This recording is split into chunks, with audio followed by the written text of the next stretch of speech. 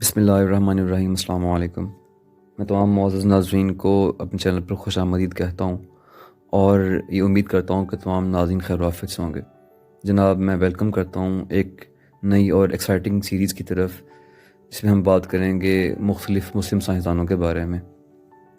جناب محترم، آپ سب جانتے ہیں کہ سائنس وہ چیز ہے کہ جو ہمارے اور ہر وقت کی ضرورت رہا ہے۔ مطلب جب سے انسان پیدا ہوا ہے تب سے لے کے اب تک سائنس وہ چیز ہے جو ہر دور کے انسان کی ایک اہم ترین ضرورت رہا ہے۔ اب ہر دور کے اندر جو بھی انسان آیا، چاہے وہ مسلمان تھے یا نان مسلم تھے، ہر کسی نے اپنا رول پلے کیا ہے اس کے اندر۔ اس میں جیسے کچھ یونانی مفکرین و سائنسدان تھے، اس کے علاوہ کچھ گریک تھے، تو جناب انہی میں ہی مسلمان بھی ایک اہم رول پلے کر چکے ہیں۔ اور مسلم ایرا اور مسلم دور وہ دور رہا ہے کہ جو سائنس اور علوم و فنون کا ایک عروج کا دور رہا ہے۔ آلموسٹ سن 700 سے لے کے اور سن 1400 تک کا جو دور ہے اور ٹائم پیریڈ ہے، وہ دور ہے جس کے اندر مسلمانوں نے گراں قدر خدمات انجام دی ہیں سائنس کے اندر۔ انہی میں ہی کچھ سائنسدانوں کے بارے میں ہم آج بات کریں گے۔ انہیں میں جو پہلے سائنسدان ہیں ان کا نام ہے ابو ریحان محمد البیرونی۔ ابو ریحان محمد البیرونی مسلم دنیا کے عظیم مفکر، فلاسفر، سائنسدان، ماہر طبیات اور ماہر معاشیات ہیں۔ ایکچولی فلسفہ اور طبیات اور معاشیات ان کی پہچان تھی، لیکن میتھ اور آسٹرونومی میں، جس کو آپ علم فلکیات بھی کہتے ہیں، گراں قدر خدمات انجام دی۔ ان کی بہترین خدمات کی وجہ سے انہیں مسلمان ہی نہیں بلکہ یورپین لوگ بھی آج قدر کی نگاہ سے دیکھتے ہیں۔ جناب ابو ریحان البیرونی خوارزم کے شہر کاس میں پیدا ہوئے۔ بچپن سے ہی آپ انتہائی ذہین اور باری بین تھے۔ دنیا کی جو چیزیں عجائبات ہیں، جو قدرت کے عجائبات ہیں، نیچر ہے، اس کے اوپر غور و فکر کرتے اور اس آیت کے اوپر عمل کرتے، جس میں بار بار ہمیں یہ فرمایا گیا قرآن پاک کے اندر کہ کیا انسان ہماری بنائی ہوئی چیزوں پہ غور نہیں کرتا؟ تو کیونکہ دین سے بہت لگاؤ تھا ان کو، اس لیے اس بات پر عمل کرتے اور مظاہر قدرت پر غور کرتے۔ جس دور میں ابو ریحان البیرونی بڑے ہوئے، وہ دور سیاسی اعتبار سے انتہائی انتشار کا دور تھا۔ مسلمان جو بادشاہ تھے آپس میں تخت کے لیے لڑ رہے ہوئے تھے، لیکن یہ وہ دور ہے جو مسلمانوں کے سائنس کے اعتبار سے انتہائی سنہرا اور باکمال دور رہا ہے۔ البیرونی کو کچھ یونانی استاد ملے جن سے انہوں نے یونانی سیکھی، اور بعد میں ان سے علوم سیکھنے کے بعد آپ نے ارسطو اور ارشمیدس جیسے عظیم یونانی فلاسفروں کی کچھ کتابیں پڑھی، جس سے انہیں اور شغف ملا۔ البیرونی نے بہت سے موضوعات پر کام کیا، اور ان میں اہم موضوعات پہ میتھ، جیومیٹری، طب اور فلاسفی شامل ہے۔ اس کے علاوہ دینی علوم میں فقہ کی تعلیمات بھی حاصل کی، کیونکہ وہ دور تھا جس دور کے اندر دین اور دنیا کی تعلیم حاصل کرنا بہت اچھا سمجھا جاتا تھا۔ یعنی آج کے دور میں تو اگر کوئی بندہ عالم دین بنے تو اس کو کوئی بولے کہ یار تم سائنس کی معلومات یا سائنس کی علوم بھی لکھو یا پڑھو، تو لوگ اس کو ذرا عجیب نظر سے دیکھتے ہیں۔ لیکن یہ وہ دور تھا جب موسٹلی مسلمان سائنسدان دین میں بھی ماہر تھے اور دنیا میں بھی ماہر تھے۔ جناب علم کوئی بھی ہو، سائنس کوئی بھی ہو، سائنس کا شعبہ کوئی بھی ہو، انسان کو ہمیشہ سرپرستی چاہیے ہوتی ہے۔ مطلب اس کو کوئی سپورٹ کرنے والا ہو، کچھ اس کے سر پر ہو موجود، جو اس کو سپورٹ کرے اور پروٹیکشن پرووائڈ کرے، جہاں پر اس کو ریکوائرمنٹ ہے وہاں پر اس کی چیزیں اور اس کی مدد کرے۔ اس دور میں بادشاہ اور سرداروں کے دربار میں رسائی ایک رواج بن چکا تھا، جو جتنا زیادہ کیپیبل ہوتا وہ اتنا درباروں تک جاتا اور وہاں پر اپنے کام کرواتا۔ تو جناب 17 سال کی عمر میں البیرونی ایک ماہر ریاضی دان بن گیا، اور ان کی وجہ سے جو بادشاہ تھا ان کو بہت قدر کی نگاہ سے دیکھتا تھا اور ان کو اپنی دعوتوں میں اور اپنے کھانے پینے میں مدعو کیا کرتا تھا۔ 17 سے لے کے 25 سال یعنی 25 ایئرز تک جب وہ وہیں پر رہے جہاں پر وہ پیدا ہوئے تھے، اور وہیں پر اپنے سارے کے سارے علوم و فنون اکٹھے کیے اور لوگوں کو اس سے مستفید کیا۔ 25 سال کی عمر میں آپ بخارا چلے گئے، وہاں پر ایک عظیم مسلمان سائنسدان جن کا اسی ویڈیو میں آپ ذکر سننے کے بعد میں ایویسینا یا ابن سینا سے ملاقات ہوئی، جو انہی کی پائے کے ایک بہترین سائنسدان تھے۔ اب ظاہر ہے جب دو علم والے ملتے ہیں تو علمی اختلافات بھی ہوتے ہیں اور علمی بحث بھی ہوتی ہے۔ ان دونوں میں بھی ایک خط اور کتابت کا سلسلہ شروع ہو گیا، اور البیرونی نے ایویسینا کو 18 سوالات پیش کیے۔ ان 18 میں سے جو 10 سوال تھے ان کا تعلق ارسطو کے ہی فلسفے سے تھا۔ یعنی ارسطو نے اپنے فلسفے میں ایسا کیا کہا کہ جو لوگوں کی سمجھ سے باہر تھا، کچھ ایسی چیز کیا کہی گئی جو لوگوں کو ابھی تک سمجھ نہیں آ رہی، اور ان میں سے جیسے میں بتاؤں گا آگے چل کے کہ جو ایویسینا تھا وہ یہ کہتا ہے کہ مجھے ارسطو کی کتابوں کو میں نے 40 بار پڑھا ہے اور مجھے اسی کتابیں ازبر ہو چکی ہیں۔ یعنی اگر مجھ سے کوئی پوچھے کہ اس کتاب میں ارسطو نے کیا لکھا ہے تو میں اس کو حرف بہ حرف دہرا سکتا ہوں۔ یہ الفاظ ہیں ایویسینا کے۔ 18 میں سے جو باقی 10 سوالات تھے وہ ٹیمپریچر، روشنی، پانی اور ان سب کے بہاؤ کے اوپر تھا کہ یہ کیسے کام کرتے ہیں اور کیسے ہمارے ماحول میں رہ کے ورکنگ کرتے ہیں۔ اسی دور میں سن 1994 کے اندر مسلم ماہر فلکیات الخواجندی ایک سائنسدان تھے۔ انہوں نے سورج کے مشاہدے سے ایران کے شہر رے کا عرض بلد معلوم کیا۔ البیرونی نے اس مشاہدوں کو پرکھا اور اس میں موجود غلطیوں کا پتہ لگایا اور یہ بتایا کہ یہ بالکل ایگزیکٹ اور سیم نہیں ہے، یہ صحیح نہیں ہے، اس میں بہت سی مسٹیکس موجود ہیں۔ کہ انہی خدمات کی وجہ سے اس پورے ایریے میں ایز اے ماہر فلکیات یعنی آسٹرونومر کے طور پر البیرونی کا شہرہ پھیل گیا۔ جناب یہ وہ دور چل رہا تھا جب سلطان محمود غزنوی کا دور تھا۔ ہم سب اور آپ جانتے ہیں سلطان محمود غزنوی ایک عظیم مسلمان بادشاہ گزرے ہیں۔ سلطان محمود غزنوی نے جب البیرونی کی شہرت سنی تو البیرونی اور ایویسینا یعنی ابن سینا دونوں کو ہی زبردستی ان کی اجازت لیے بغیر اپنے ساتھ اپنے دربار میں لے گیا۔ لیکن ایویسینا اس چیز سے بہت زیادہ آوازار ہوئے، انہوں نے کہا کہ میں نے یہاں پر نہیں رہنا، وہ وہاں پر نہیں رکے بلکہ وہاں سے فرار ہو گئے۔ سلطان محمود غزنوی نے غزنی کو اپنا کیپٹل یعنی دارالسلطنت بنایا اور وہیں پر دربار کے اندر البیرونی کو ایز اے مسلمان سائنسدان کے طور پر رکھا گیا۔ اب بظاہر تو یہ بہت زیادہ عزت والا ایک پیشہ تھا، لیکن جناب البیرونی کو نہ تو کہیں پراپر آنے جانے کی اجازت تھی اور نہ وہ کھل کے کچھ کر سکتے تھے۔ حالانکہ البیرونی شہر کے معززین میں شامل تھے، لیکن انہی پابندیوں کی وجہ سے کبھی بھی البیرونی اور سلطان محمود غزنوی کی آپس میں نہیں بن سکی۔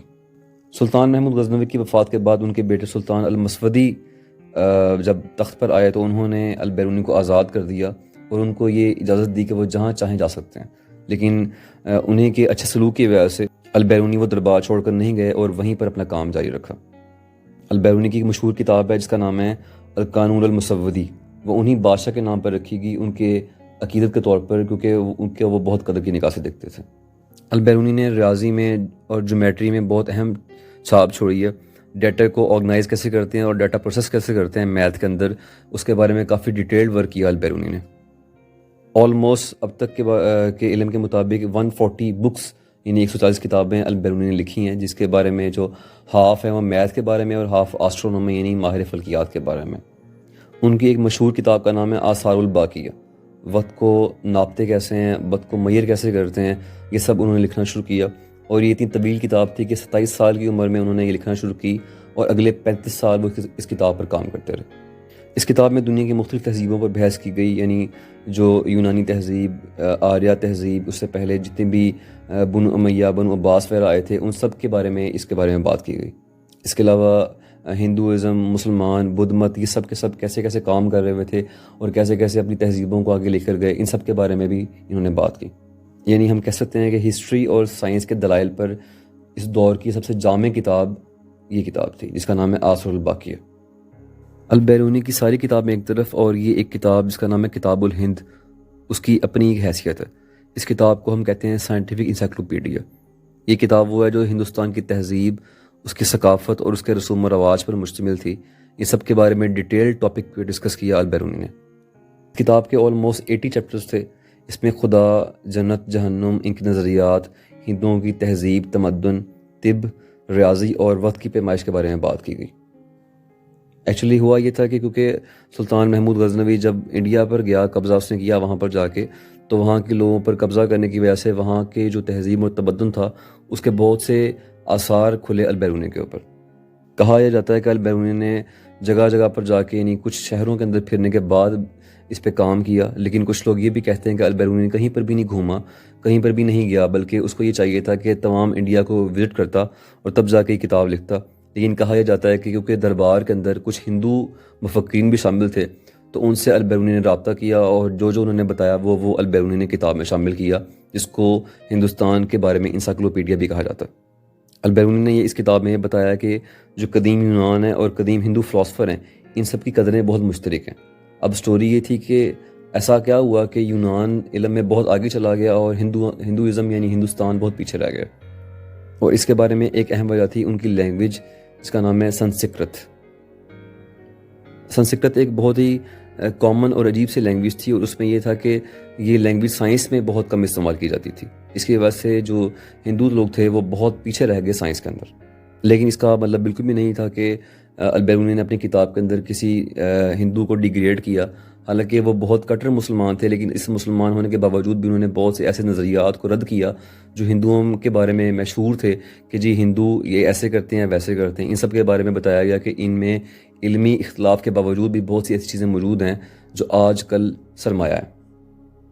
البیرونی نے زمین کی پیدائش یعنی ریڈیس معلوم کیا، اور یہ وہ ریڈیس ہے جو آج کی جدید ٹیکنالوجی کے میئر کرنے کے بعد بہت قریب ترین ہے، اور انہوں نے ٹریگنومیٹری کے اصول پر یہ کام کیا۔ اس کے علاوہ شہروں کے درمیانی فاصلے کس طرح میئر کرتے ہیں، مکہ کی جو سمت ہے وہ کیسے نکالی جاتی ہے یعنی ود ہیلپ آف میتھ کے۔ اب اس کے بعد یہ ہوا کہ لوگوں کے لیے مکہ کی سمت معلوم کرنا یعنی خانہ کعبہ کی سمت معلوم کرنا بہت آسان ہو گیا۔ اس کے علاوہ پہاڑ کیسے بنتے ہیں، پہاڑوں کا کام کیا ہوتا ہے زمین کے اوپر، اور ان کا کردار کیا ہے ہماری زمین کے اندر، پلس فاسلز کیسے بنتے ہیں۔ اب ہم سب جانتے ہیں کہ فاسلز کیا ہوتے ہیں، جس کو ہم کہتے ہیں dead remains of plants and animals, یعنی وہ جاندار، وہ جانور یا وہ پلانٹس جب مر جاتے ہیں تو ان کی مردہ باقیات جو ہوتی ہیں اگر زمین میں لاکھوں سال تک دفن رہیں تو ان کی باقیات ایک نئی چیز میں کنورٹ ہو جاتی ہے، جس کو ہم فاسلز کہتے ہیں، اور یہی فاسلز بعد میں ہماری ایندھن یعنی کوئلہ اور مٹی کا تیل، قدرتی گیس وغیرہ بن کے یا پیٹرول بن کے ہمارے سامنے آتے ہیں۔ ان سب کے بننے کے عمل کو البیرونی نے اپنی کتابوں کے اندر واضح کیا۔ وہ ہر چیز کو دلائل اور ڈیٹا کے ساتھ پیش کرتے تھے، اور ان کا مقصد یہ ہوتا تھا کہ اگر آج میں یہ چیز چھوڑ دوں یا کہیں چلا جاؤں یا وفات پا جاؤں تو میرے بعد جو لوگ آئیں ان کے پاس اتنا ڈیٹا موجود ہو اور اتنے میں دلائل چھوڑ جاؤں کہ ان کے پاس میری بات کو ماننے کے علاوہ کوئی چارہ نہ بچے، اور اگر کچھ غلطیاں بھی ہوں تو اس ڈیٹا کو لے کے وہ آگے تصحیح کر سکے اس چیز کی۔ انہوں نے ہمیشہ اپنے مسئلے سائنسی معلومات سے اور سائنسی طور طریقوں سے حل کیے، جس کو بعد میں بہت زیادہ سراہا گیا۔ بہرحال ہم کہہ سکتے ہیں کہ البیرونی ایک عظیم مسلمان سائنسدان تھے جن کی ہمارے لیے بہت زیادہ کنٹریبیوشنز ہیں۔ اس کے بعد ہم بات کرتے ہیں عظیم مسلمان سائنسدان جابر بن حیان کی۔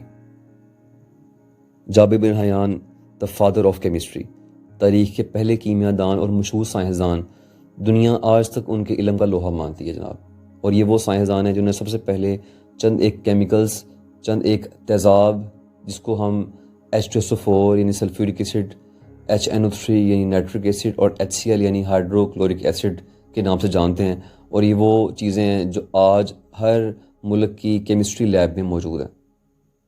صرف مسلمان ہی نہیں بلکہ تمام کے تمام انسان اور تمام لوگ جو سائنس سے وابستہ ہیں جابر بن حیان کو سلوٹ کرتے ہیں اور ان کو قدر کی نگاہ سے دیکھتے ہیں۔ جابر بن حیان کی پیدائش سن 731 میں ہوئی۔ ان کی پیدائش سے پہلے ہی ان کے والد وفات پا گئے۔ اب یہ وہ دور تھا جب بنو عباس اور بنو امیہ لڑائی کی بھیڑ چڑھ چکے تھے، یعنی بنو عباس اور بنو امیہ کے اندر تخت کے لیے لڑائیاں ہو رہی ہوئی تھیں، اور انہی دنوں میں جو ان کے والد تھے جابر بن حیان کے، وہ مسلکی اور علمی اختلاف کی وجہ سے بنو امیہ کے ہتھے چڑھ گئے اور انہوں نے ان کو مار ڈالا۔ جابر کی والدہ نے تنہا ان کی پرورش کی اور علم حاصل کرنے انہیں کوفہ بھیج دیا۔ کوفہ میں جابر بن حیان حضرت امام جعفر صادق کے پاس چلے گئے اور وہاں پر جا کے علم کیمیا اور اسلامی علوم میں مہارت حاصل کی۔ جن دنوں جابر کوفہ میں مقیم تھے اور علم حاصل کر رہے تھے، انہی دنوں میں بادشاہ کا ان کی والدہ کے ساتھ علمی اور مسلکی اختلاف شروع ہو گیا، اور انہوں نے ان کی والدہ کو سزا کے طور پر سرعام اتنے شدید کوڑے مارے کہ ان کی کوڑوں کی وجہ سے ان کی والدہ کی ڈیتھ ہو گئی۔ جناب انہی کے ساتھ ساتھ جابر بن حیان نے اپنے علم کو بڑھاتے رہے اور بڑھایا۔ انہوں نے سائنسی آلات ایجاد کیے، تیزاب ایجاد کیا، لوہے کو زنگ سے بچاتے کیسے ہیں جس کو ہم وارنش کا طریقہ بھی کہتے ہیں وہ ایجاد کیا، فولاد کی تیاری کیسے کرنی ہے وہ بتایا، اور خصاب بنانے کا طریقہ ایجاد کیا، خصاب جس کو آپ ہیئر کلر بھی کہتے ہیں جو بالوں کو لگاتے ہیں رنگنے کے لیے۔ اس کے علاوہ کرسٹلائزیشن کے طریقے ایجاد کیے۔ میری ویڈیو کچھ اسٹوڈنٹس پہ دیکھتے ہیں تو ان کو پتہ ہوگا ان سب کے بارے میں کہ کرسٹلائزیشن کیا ہوتی ہے۔ انہی دنوں میں جب جابر بن حیان ترقی کی منزلیں طے کر رہے ہوئے تھے تو ہارون رشید جو اس دور کا بادشاہ تھا، اس کی ایک وزیر کی بیوی بیمار ہو گئی۔ اس بیوی کو ہر جگہ سے علاج کروایا گیا لیکن کہیں سے آرام نہ آیا، زندگی سے مایوس ہو گئی وہ عورت، اور اس کا شوہر جو تھا اب اس کے لیے دعائے خیر کر رہا ہوا تھا کہ اب یہ 4 دن کے مہمان ہیں۔ جب یہ بات جابر بن حیان کو پتہ لگی تو انہوں نے اپنے علم کیمیا کی بنیاد پر ایک دوا تیار کی، اور اس دوا کی وجہ سے اس وزیر کی بیوی کو آرام آ گیا۔ یہ وزیر برمکی خاندان سے تعلق رکھتا تھا۔ اب ہوا یہ کہ اس خاندان کے اس وزیر نے انتہائی عزت و اکرام سے نوازا جابر بن حیان کو، اور انہوں نے اپنی لیب جس کو کیمسٹری لیب کہتے ہیں قائم کرنے میں ہیلپ کی، اور جناب جابر بن حیان وہ پہلے سائنسدان بن گئے جنہوں نے اپنی کیمسٹری لیب تیار کی۔ اب ہوا یہ کہ جو برمکی خاندان تھا اس کے اختلافات شروع ہو گئے کچھ عرصے کے بعد ہارون رشید سے۔ اب ہارون رشید نے یہ کیا کہ جو بھی بندہ برمکی خاندان سے بلونگ کر رہا ہوا تھا، اور جو بھی اس کا تھوڑا سا بھی تعلق اس خاندان کے ساتھ تھا اس کو مروانا شروع کر دیا۔ سب سے ڈر کے اور تنگ آ کے جابر بن حیان نے اپنا ساز و سامان لیا اور بصرہ فرار ہو گئے۔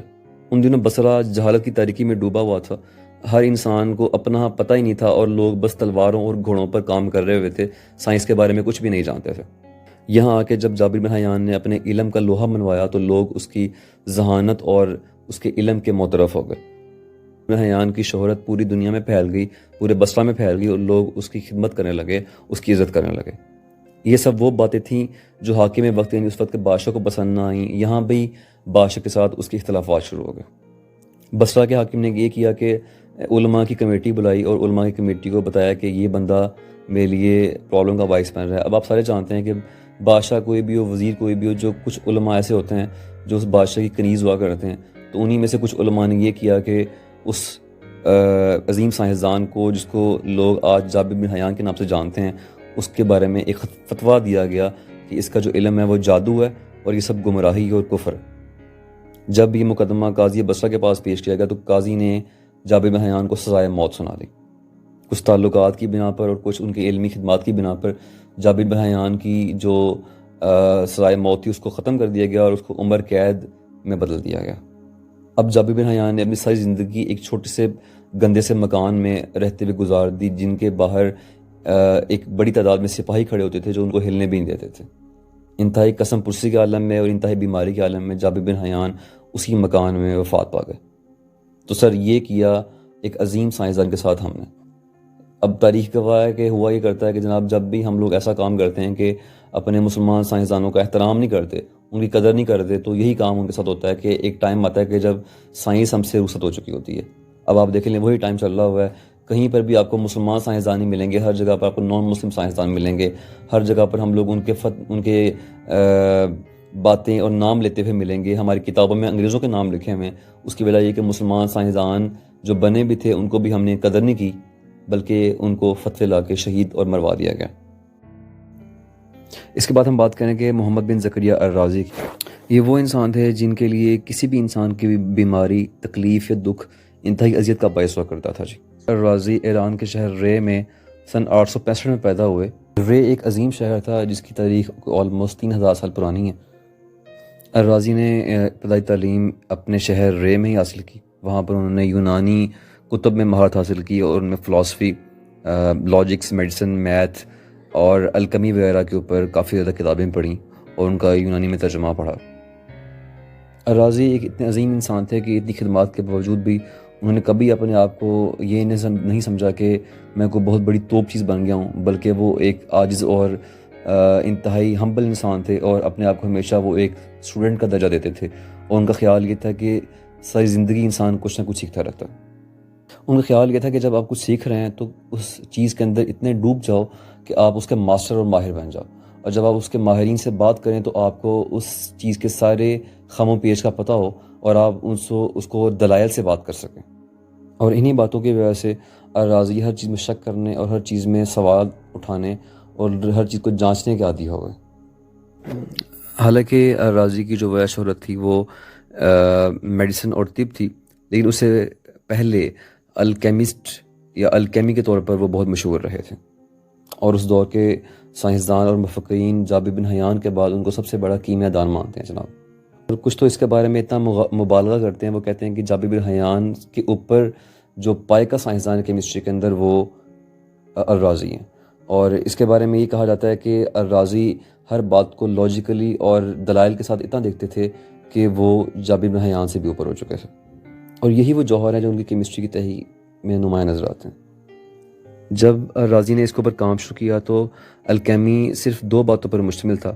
پہلی بات تو ایسا کیمیکل تیار کیا جائے کہ انسان کبھی مرے ہی نہ، ہمیشہ زندہ رہے، جس کو عام ورڈز میں آب حیات کہتے ہیں، اور ہم سب اس کے بارے میں تھوڑا بہت سن چکے ہیں دنیا کے اندر کہ ایسا مشروب اور ایسا پانی دنیا میں موجود ہے جس کو پینے کے بعد انسان مرتا نہیں ہے، اور جیسی خواب و خیال میں ہی ہوتا ہے، ایسا ریئلٹی میں کچھ نہیں ہے۔ اور دوسرا کوئی عام تھا جیسے لوہا یا سلور یا کاپر کو سونے میں بدلنا، یہ کیسے بدلتے ہیں کیمسٹری کے اندر، یہ سب دیکھتے تھے۔ ہو سکتا ہے کہ الرازی کے بھی یہی مقاصد ہوں، لیکن انہوں نے جو آلات، چیزیں اور اشیاء ایجاد کر دی اس چکر کے اندر وہ بہت گراں قدر تھیں۔ انہی میں ہی ایک بہترین کام تھا ان کا کیروسین آئل یعنی مٹی کے تیل کو پیٹرول سے الگ کرنا. یعنی ہم یہ کہہ سکتے ہیں کہ آج کے دور میں جو ہم گاڑیاں چلا رہے ہیں، جو پیٹرول پر کام کر رہے ہیں، جو مٹی کے تیل کو اپنے جہازوں میں استعمال کر رہے ہیں، اس کا کہیں نہ کہیں صحرا الراضی کے ساتھ جاتا ہے. اور اس عمل کو ہم کہتے ہیں فریکشنل ڈسٹلیشن کا عمل، جس کے ذریعے ہم پیٹرول کو مٹی کے تیل سے اور زمین سے الگ الگ کرتے ہیں. یہ سب وہ علم ہے جو آج کیمسٹری میں ایک پائے کا علم سمجھا جاتا ہے. الرازی نے اپنی مشہور کتاب دا سیکرٹ آف سیکرٹس میں، یعنی رازوں کے راز میں، ڈسیلیشن، کرسٹلائزیشن اور کیلسینیشن جیسے اہم موضوعات کو پکڑا اور ان کے اوپر تحقیق کی. اس کے علاوہ انہوں نے مختلف کیمیکلز اور کمپاؤنڈز کو ان کی درجہ بندی کی بنیاد پر اور ان کے بننے کی بنیاد پر الگ الگ یعنی کلاسیفائی کیا. یعنی وی کین سے دیٹ کہ جو آج ہم ماڈرن پیریوڈک ٹیبل دیکھ رہے ہیں اس کی کہیں نہ کہیں شاخیں ملتی ہیں جا کے الرازی کے ساتھ. یعنی ہم ایک کیمیکل کو کس طرح کسی پودے سے، کسی جانور سے، زمین سے، مٹی سے یا پہاڑوں سے آبٹین کرتے ہیں، ان سب کو انہوں نے درجہ بند کیا، گروپ بند کیے، یعنی کلاسیفائی کیا. الرازی اپنے ہر کام میں انتہائی باریک بین تھے. کہا جاتا ہے کہ جب اس دور کے عباسی خلیفہ نے الرازی کو یہ کہا کہ تم اس جگہ پر ہسپتال بناؤ، ہسپتال قائم کرو تاکہ مریضوں کا علاج کیا جا سکے اور ان کی خدمت کی جا سکے، تو الرازی نے ایک عجیب تجربہ کیا. اس نے ایک گوشت لیا اور اس کے ٹکڑے کیے، اس ٹکڑوں کو شہر میں ڈفرینٹ جگہ پر رکھ دیا. اب اسے دیکھا کہ جہاں پر گوشت خراب نہیں ہوا، سب سے کم اس میں پرابلم آئی ہے، سب سے کم خرابی پیدا ہوئی ہے، اسے اس جگہ کو منتخب کیا وہاں پر ہسپتال بنانے کے لیے. جناب، میڈیکل سائنس میں جو اسٹوڈنٹس میڈیکل کے طالب علم ہیں وہ جانتے ہیں کہ جب ایک انسان ڈاکٹر بنتا ہے تو اس سے ایک حلف لیا جاتا ہے جس کو آپ اوتھ کہتے ہیں. اس حلف میں یہ کہا جاتا ہے کہ ڈاکٹر جب تک اپنی فیلڈ میں رہے گا، جب تک کام کرتا رہے گا، وہ انسانوں کی خدمت کرتا رہے گا، وہ اپنے پیشے سے لائل ہوگا اور وہ انسان کو انسان سمجھ کر اس کا علاج کرے گا تاکہ اللہ تعالیٰ اس سے راضی ہو. تو اس کا جو سب سے پہلا صحرا مسلم دنیا میں اس اوتھ کا، اس حلف کا آغاز کرنے کا جاتا ہے وہ الرازی کو جاتا ہے. الرازی پہلے سائنسداں تھے جنہوں نے یہ حلف نامہ ایجاد کیا کہ جو بھی ڈاکٹر اپنے پیشے کو شروع کرے گا، جو بھی ڈاکٹر اپنے کام کو شروع کرے گا، پہلے وہ حلف اٹھائے گا کہ جب تک وہ اس پیشے سے منسلک ہے وہ اس کام میں لائل رہے گا، اپنے مریضوں کی تیمار داری کرے گا، ان کی اچھی دیکھ بھال کرے گا اور اس سب کے لیے وہ اللہ تعالیٰ کو جواب دے ہوگا. پلس اس نے ان ڈیوٹیز میں یہ بھی بات شامل کی کہ ایک فزیشین کی سب سے بہترین ڈیوٹی یہ ہے کہ جو نئی دوائیاں ایجاد ہوتی ہیں ان کے بارے میں اپنے آپ کو اپ ٹو ڈیٹ رکھے. یہ نہیں کہ ایک مریض جو ہے وہ ایک بیماری سے نبرد آزما ہو رہا ہوا ہے اور اس کو پرانی دوائیاں دی جا رہی ہیں، چاہے اس کی جگہ پر نئی ایجاد کی گئی ہیں، لیکن فزیشین یعنی ڈاکٹر کو پتہ ہی نہیں ہے کہ کچھ اس کی نئی دوائی بھی ہے. بہت سی چیزیں ایسی ہیں جو مریض کے یعنی ہاسپٹلس کے بارے میں جو الرازی نے قائم کی وہ آج تک رائج ہیں. انہیں میں سے پہلی تو یہ تھی کہ ایک یہ تھی کہ جو مریض آئے گا اس کے مکمل طور پہ ڈاکومنٹیشن کرنی ہے، کاغذات بنانے ہیں، اس کو دیکھنا ہے کہ وہ کب آیا، کب گیا، اس کی ہسٹری کیا ہے، فیملی ہسٹری کیا ہے، سب کچھ. ساتھ ساتھ ٹیسٹ کرنا، ہر دوائی، ہر میڈیسن کا ٹائم اور اس کا دیا گیا وقت لکھنا کہ کب دوائی کون سی دی گئی ہے. صفائی اور ہائیجین کا اصول قائم کرنا اور مریض کو پراپر سینیٹیٹ کرنا، یعنی پراپر اس کو صفائی رکھنا اس کی، یہ سب کے سب کارنامے الرازی کے کھاتے میں جاتے ہیں. جناب، کچھ عرصے کے بعد الرازی واپس اپنے شہر رے آ گئے اور وہاں پر اپنے علاج معالجے اور ڈاکٹر کے ساتھ ساتھ لوگوں کو درس یعنی جو ٹیچنگ ہے وہ کام بھی شروع کر دیا. اگر ہم الرازی کی بکس کی بات کریں تو انہوں نے کوئی 200 سے زیادہ کتابیں لکھیں. ان میں موسٹلی کتابیں میڈیسن کے اوپر بیس کرتی ہیں. جناب، انہی میں سے ان کی جو 2 بہترین تصانیف تھیں ان کو یورپ کی یونیورسٹی میں کئی سالوں تک پڑھایا جاتا رہا. ان میں پہلی کتاب ہے کتاب الحاوی اور دوسری کتاب ہے کتاب المنصوری فی الطب. کتاب الحاوی کا 1279 یعنی 1279 کے اندر لاطینی زبان میں ترجمہ بھی کیا گیا اور یہ وہ کتاب ہے جو کئی صدیوں تک یورپ کے اندر میڈیسن کے اوپر ایک بہترین کتاب جانی جاتی رہی ہے. اس کتاب کے اگر ہم اہم پہلوؤں کو دیکھیں تو اس کے اندر پہلے تو پیشنٹ کا ریکارڈ، کیس اسٹڈی، پیشنٹ کیسے آیا، وہ کس کنڈیشن میں آیا، اس کے سائن سمٹمز کیا تھے، علامات کیا تھیں، اس کو علاج کیا کیا گیا، اس کو کیا ٹریٹمنٹ دیا گیا، اس بارے کے اندر کیسے اس کی دیکھ بھال کی گئی اور کس طرح وہ ریکور ہوا، ان سب کی ڈیٹیلز بتائی گئی. کتاب المنصوری جو کہ اس دور کے خلیفہ عامر منصور کے نام پر منسوب کی گئی تھی، میڈیکل سائنس میں ایک پائے کی کتاب سمجھی جاتی ہے. ان کی ایک مشہور کتاب کا نام ہے جس کو ڈاکٹر میسر نہیں اس کے لیے ایک کتاب، یعنی the book for those who don't have a physician. یہ کتاب ان لوگوں کے لیے لکھی گئی تھی جن کو فار ایگزامپل کسی جگہ پر ایسے لوگ موجود ہیں جو بہت غریب ہیں، مسافر ہیں یا کہیں پر گئے ہوئے ہیں جہاں پر ڈاکٹر میسر نہیں ہیں، تو وہ اپنے آپ اپنا علاج کر سکیں اور جو بیماری یا تکلیف سے وہ گزر رہے ہیں اس کا وہ علاج کر سکیں. انہی میں ہی ان کی کتاب کا نام تھا دا کیور اور ٹریٹمنٹ ان 1 hour، یعنی 1 گھنٹے میں علاج. ان کا خیال یہ تھا کہ یہ وہ کتاب ہے اور اس کے اندر وہ بیماریاں درج ہیں جن کا علاج نارملی 1 گھنٹے کے اندر ممکن ہوتا ہے، جس میں سر درد، دانت کا درد، کان میں درد ہونا، الرجی، کھانسی اور نزلہ یا مسل پین شامل ہے۔ الرازی پہلے سائنسدان ہیں جنہوں نے چکن پاکس اور اسمال پاکس جو اس دور میں جان لیوا تھیں اور اتنی ہی جان لیوا تھی جتنی آج کل کووڈ-19 ہے، اس کا علاج بھی لکھا اور اس کی علامات بھی لکھی۔ اور تاریخ گواہ ہے کہ الرازی نے اس کی دریافت کی اور دریافت کرنے کے بعد ویکسین بھی بنائی، اور وہ پہلے سائنسدان بن گئے جنہوں نے ویکسین یعنی جس کو ہم ویکا بھی کہتے ہیں اس کو ایجاد کیا۔ اور سر آپ سب یہ جانتے ہیں اور بڑے افسوس سے یہ بات جانتے ہیں کہ بعد میں ایڈورڈ جینر جو ایک یورپین سائنسدان تھا، اس کے نام پر یہ منسوب کیا جاتا ہے کہ اس نے اسمال پاکس اور چکن پاکس کے نام کے اوپر ایک ویکسین بنائی، لیکن ایکچولی الرازی وہ سائنسدان تھے جنہوں نے سب سے پہلے ویکسین جو ہے وہ دریافت کی۔ الرازی نے بچوں سے لے کے بڑوں تک کے تمام بیماریوں کے بارے میں علاج دریافت کیا اور اپنی کتابوں میں لکھا۔ انہیں فادر آف پیڈریٹکس یعنی بچوں کا معالج بھی کہا جاتا ہے جناب۔ اس کے علاوہ اہم بیماریاں جیسے دانت درد، کان درد، پیرالائسس جس کو اپاہج ہونا کہتے ہیں، ہارٹ، دل کی بیماریاں اور وہ بیماریاں جو آپ کے گردے اور کانوں سے جڑی ہوتی ہیں، ان سب کے بارے میں بتایا۔ اس کے علاوہ برین اور نیورو کے جتنے بھی مسائل تھے اور جتنی بیماریاں تھیں جو اس دور میں موجود تھیں، ان سب کے بارے میں وہ سائنسدان بن گئے جنہوں نے نیورولوجی کے اوپر یعنی دماغ کے بیماریوں کے اوپر ہسپتال کا ایک پورا شعبہ وقف کر دیا۔ وہاں پر صرف ان مریضوں کا علاج ہوتا تھا جو بیمار تھے دماغ کے۔ الرازی ایک مسلمان سائنسدان، ایک عظیم سائنسدان، ان کا انتقال 60 سال کی عمر میں 925 عیسوی کے اندر ایران کے شہر رے میں ہی ہوا۔ اپنی وفات کے بعد انہوں نے ایک عظیم تعلیمی ورثہ چھوڑا جن کے بارے میں یورپین اور مسلمان آج تک معترف ہیں۔ عظیم مورخ اور سائنسی تاریخ کے ایک ماہر جارج سارٹن نے الرازی کو اسلامی دنیا کا ایک عظیم مفکر اور سائنسدان قرار دیا۔ یہ ایک چھوٹا سا تعارف اور چھوٹا سا انٹروڈکشن تھا جس کے بارے میں آپ سب جان چکے ہیں کہ الرازی کتنے عظیم اور کتنے جو ہے وہ بہترین سائنسدان تھے۔ اس کے بعد ہم بات کریں گے ایک عظیم مسلمان سائنسدان ابو علی سینا کے بارے میں۔ جناب ابو علی سینا سن 980 میں ازبکستان کے شہر بخارا کے قریب پیدا ہوئے، اور بخارا اس دور میں مسلمانوں کے علوم اور فنون کا ایک اہم مرکز رہا ہے۔ یہ وہ دور تھا جب مسلمان سائنسی، لسانی اور علمی اعتبار سے عروج پر تھے، اور سر یہ وہی دور ہے جس کے اندر یورپ جہالت اور گمراہی کی تاریکی میں ڈوبا ہوا تھا۔ ان کی جہالت کا اندازہ آپ اس بات سے لگا لیں کہ ایک دفعہ ایک عورت کو سر میں انتہا کی درد ہوئی، انہوں نے کیا کیا کہ اس عورت کے سر میں سلیب کا نشان بنایا، اس کی کھوپڑی کھولی اور اس کے دماغ کے اوپر نمک لگا کے اس کی مالش کی۔ اب آپ خود سوچ سکتے ہیں کہ اس عورت کا بعد میں کیا حال ہوا ہوگا۔ ہمارے عظیم سائنسدان ابن سینا جب 10 سال کی عمر پہنچے تو اتنے ذہین تھے کہ انہوں نے سارا قرآن حفظ کر لیا۔ وہ اتنے ذہین اور ایکسٹرا آرڈنری تھے کہ کئی دفعہ ان کے استاد بھی ان کی باتوں کا جواب نہ دے پاتے۔ فلسفہ اور ریاضی کے علوم میں انہوں نے پہلے مہارت حاصل کی، اور ان سب کے درمیان جو سب سے اہم چیز جس نے ان کا علم بڑھایا اور ان کی جو ذہنی صلاحیتیں ان کو امپروو کیا اور بڑھایا وہ تھا فلسفہ۔ اور وہ ارسطو کے بہت زیادہ دلدادہ تھے، یعنی ارسطو جس کو تمام افراد اور تمام لوگ ایک بہترین فلسفی مانتے ہیں، اس کو وہ اپنا استاد مانتے تھے۔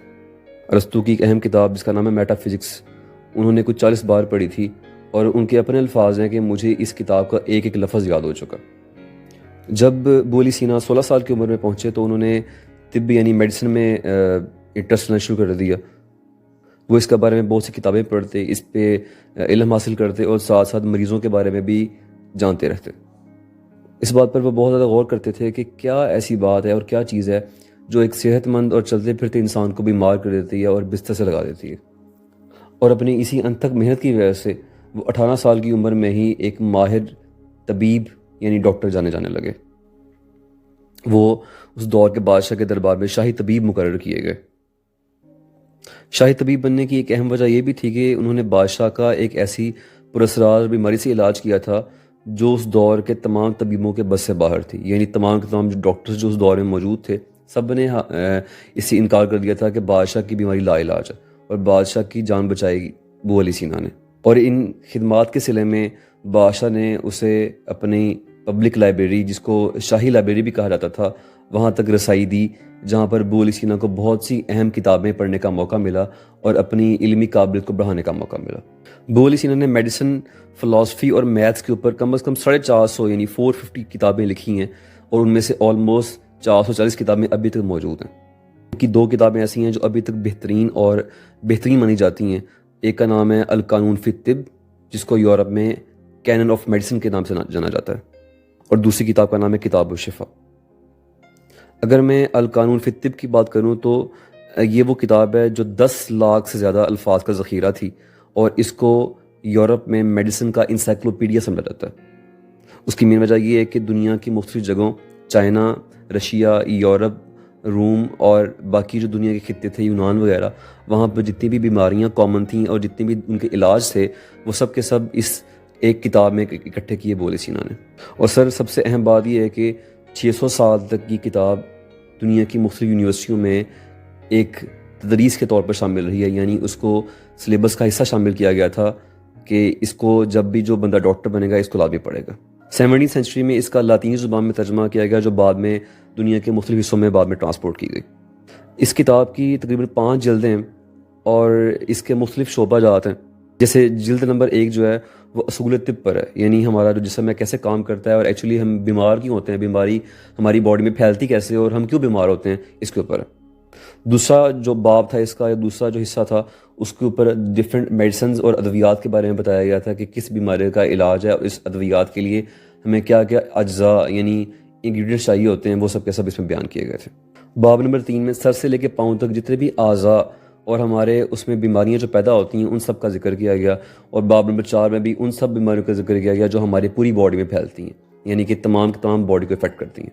جو اس کا باب نمبر 5 تھا اس میں کمپاؤنڈ میڈیسنز کے بارے میں ریسرچ کی گئی۔ اگر ہم ان کی مزید کنٹریبیوشنز کی بات کریں تو اس میں پہلی جو مین بات تھی وہ تھی ہسپتال کا نظام جدید ترین بنانا، یعنی جو ہاسپٹل کا نظام ہے ان سے پہلے کوئی اتنا کو فیملیئر نہیں تھا، نہ اتنا اچھا تھا، تو انہوں نے اس کو جدید خطوط پر استوار کیا۔ دوسرا، بیماریوں کے شعبہ جات بنائے گئے۔ اس کے علاوہ تیسرا مین کام تھا ہسپتال یا فارمیسی کا قیام، یعنی اگر ایک ہاسپٹل ہے تو اس کے اندر فارمیسی بھی لازمی ہو کہ وہیں پر اگر کوئی بندہ ایڈمٹ ہے اور اس کا علاج ہو رہا ہے تو اس کو وہیں پر دوائی مل جائے، اور اگر آپ کے پاس کوئی میڈیسن آئی ہے تو اس کو استعمال کرنے سے پہلے آپ اس کو کیسے جانچیں گے، کیسے آپ کو اس کا پتہ لگے گا کہ بھائی یہ دوائی صحیح بھی ہے یا نہیں صحیح، اور یہ اس مرض کے لیے ہے یا نہیں ہے۔ اس کے 7-8 اصول بیان کیے گئے اپنی کتابوں کے اندر جو تمام انسانوں کے لیے قابل قبول تھے۔ بولی سینا نے ڈفرینٹ ٹاپکس پر بات کی، جس میں آپ کے پاس مین جو ہے وہ ٹی بی، جس کو ہم ٹیوبرکلوسس کہتے ہیں، کینسر کی بیماری، اس کے علاوہ ڈفرینٹ کنٹیجیس بیماریاں، یعنی وہ بیماریاں جو ایک بندے سے دوسرے بندے میں پھیلتی ہیں۔ اس کے علاوہ اس کے بارے میں بات کی کہ پانی اور مٹی سے جو بیماریاں وہ کیسے پھیلتی ہیں، اور انستھیزیا یعنی وہ عمل جس کے ذریعے ہم مریض کو بے ہوش کرتے ہیں آپریشن سے پہلے، اس کے بارے میں جو نیو ٹرمز ہیں انہوں نے ایجاد کی۔ اور وہ پہلے ڈاکٹر اور پہلے سائنسدان ہیں جنہوں نے ڈپریشن کو ایک بیماری قرار دیا۔ جی ہاں سر، ڈپریشن یعنی ہائپر ٹینشن۔ اور اگر ہم ان کی دوسری کتاب جس کا نام ہے کتاب الشفا، اس کی بات کریں تو وہ logic, natural science, maths, meta physics, chemistry, music اور جیومیٹری پر مشتمل تھی۔ اور سر یہ بھی کہا جاتا ہے، اور یہ بات یورپین سائنسدان کہتے ہیں، کہ جو نیوٹن کی تحقیق تھی، یعنی اس کا جو لاز آف موشن تھے، وہ ابن سینا کے بہت سے کارناموں سے متاثر ہو کر لکھے گئے تھے۔ سن 1037 میں ہمارے اس علمی شاہکار یعنی بولی سینا کا انتقال ہو گیا، صرف 57 ایئرس کے اندر، اور انہوں نے میڈیسن اور سرجری کے اندر اتنی خدمات سر انجام دی کہ ان خدمات کا اعتراف آج بھی یورپین کرتے ہیں۔ اور سر اس کے بارے میں یونیسکو ایبیسینا پرائز فار ایتھکس ہر 2 سال بعد دیا جاتا ہے سائنس کے اوپر۔ جو بندہ میڈیسن اور سائنس کے اوپر اہم خدمات انجام دیتا ہے، تو جو آپ کا UN ہے، جس کو ہم یونائٹڈ نیشنز کہتے ہیں، اس کا ایک ایوارڈ ہے یونیسکو ایبیسینا پرائز، وہ دیا جاتا ہے ہر انسان کو جو میڈیسن کے اوپر اور سائنس کے اوپر اہم خدمات انجام دیتا ہے۔ یہ ان کی خدمات کے سلسلے میں امید کرتا ہوں آپ کو اس عظیم سائنسدان کے بارے میں جان کے اچھا لگا ہوگا، اور آپ کو پراؤڈ فیل ہوا ہوگا یار کہ مسلمان سائنسدان نے اتنے اہم کام سر انجام دیے ہیں۔ تو آپ کو امید ہے میری ویڈیو پسند آئی ہوگی، آئیے تو شیئر کیجیے گا، لائک کیجیے گا، اور کائنڈلی اس چینل کو سبسکرائب کیجیے گا۔ جزاک اللہ، اللہ حافظ۔